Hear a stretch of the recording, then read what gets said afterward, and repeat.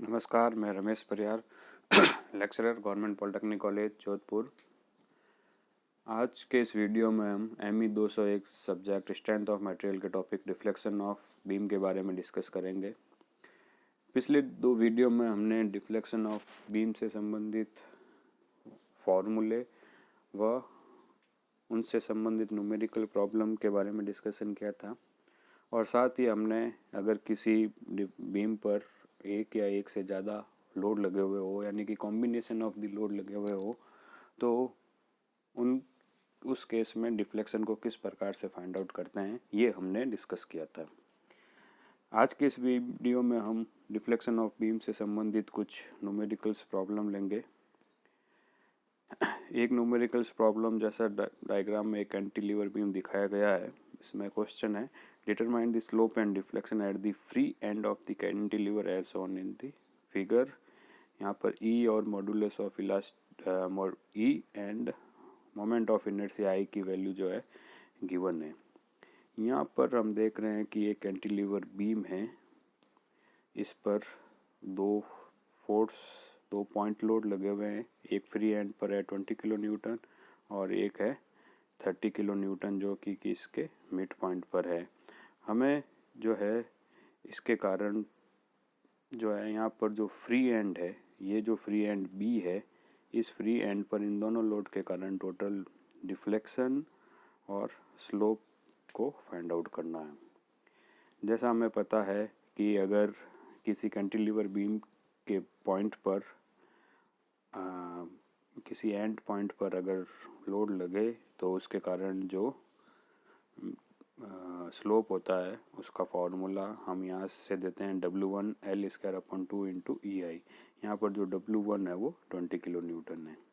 इसी तरह से जैसा हमने पिछले लेक्चर में देखा कि कैंटिलीवर पर अगर मिड में कोई लोड काम कर रहा है तो उसके कारण उसके फ्री एंड पर जो स्लोप है उसका फार्मूला हम यहाँ से देते हैं W2 L1²/2 × EI, जहाँ W2 है वो 30 किलो न्यूटन है और L1 जो है वो ये डिस्टेंस 1 मीटर या 1000 mm है।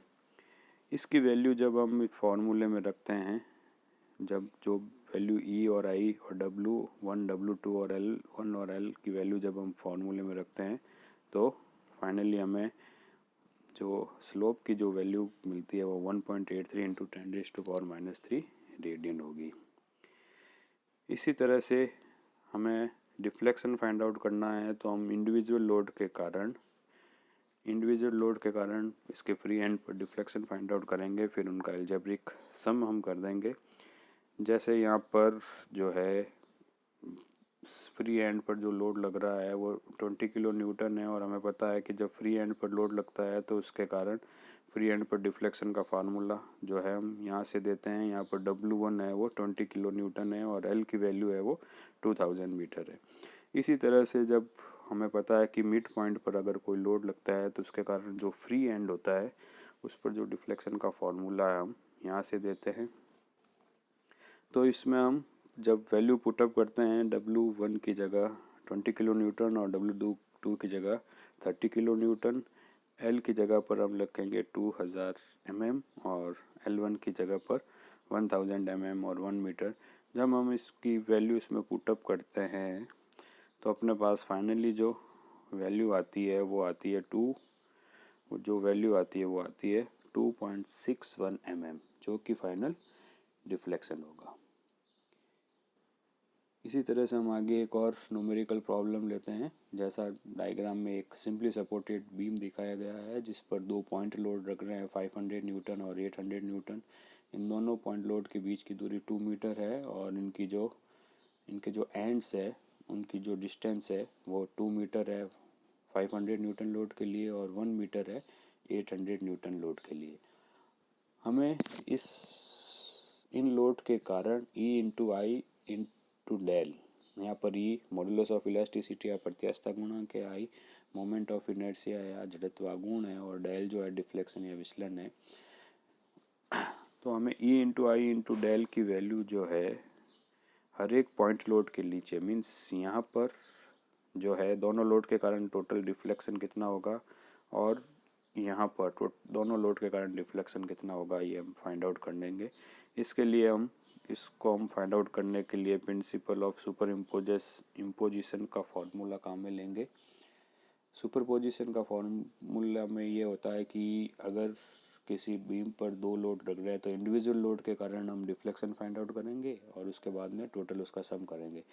तो सबसे पहले हम एक लोड लेते हैं 500 न्यूटन का। अगर हम लोड लें तो उसके कारण जो है डिफ्लेक्शन का फार्मूला हम जैसा एक स्लाइड में दिखाया गया दे सकते हैं। अगर P एक पॉइंट लोड काम कर रहा है और उसकी एंड से दूरी A और B है तो उसके डिफ्लेक्शन का जो फार्मूला है वो यहाँ पर दिखाया गया है।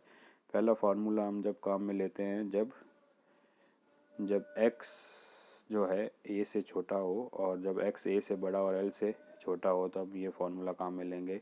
यहाँ पर x जो है वो लेफ्ट हैंड से डिस्टेंस है।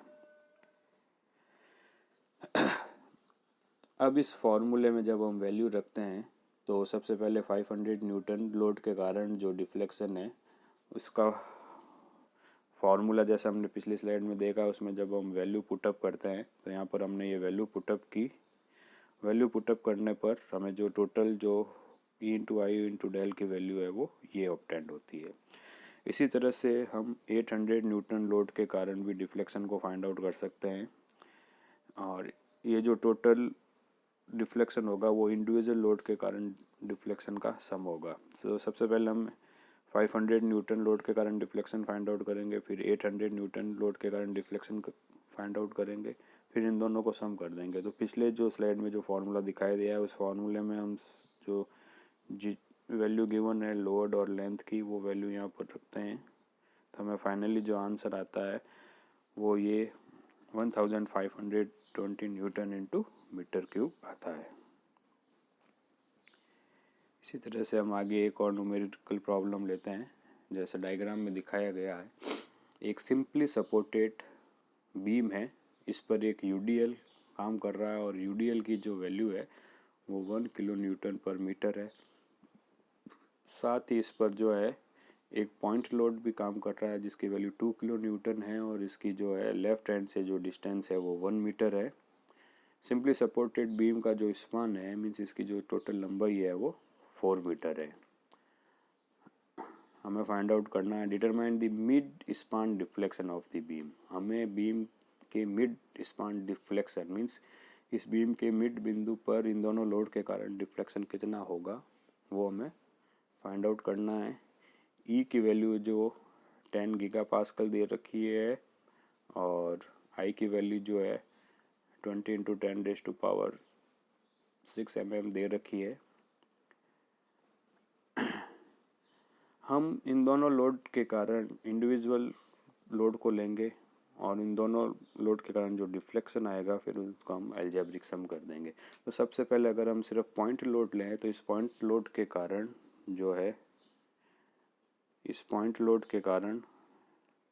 जो है मिड स्पान डिफ्लेक्शन इस फार्मूले से दिया जाता है जहाँ पर P जो है वो लगने वाला फोर्स है और अपने इस केस में जो है इसकी वैल्यू जो है वो 2 किलो न्यूटन है। L जो है टोटल लेंथ है और जो B की जो वैल्यू है यहाँ पे केस में B की वैल्यू जो है वो 4 - 1 मीन्स 3 होगी।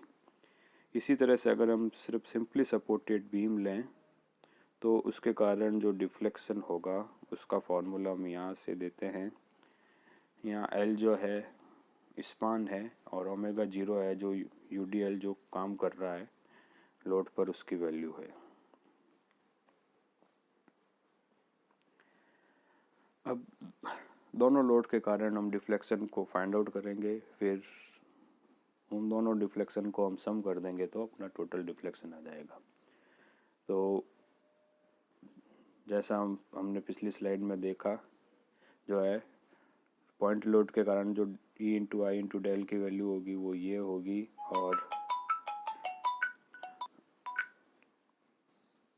और 1 किलो न्यूटन लोड के कारण है जो इसकी वैल्यू होगी वो ये होगी। दोनों की वैल्यू जब हम इसमें पुटअप करेंगे तो हमें जो फाइनली डेल का जो आंसर आ जाएगा अपने पास वो ये आ जाएगा 25.83 जो है टोटल लोड हो जाएगा। Thank you.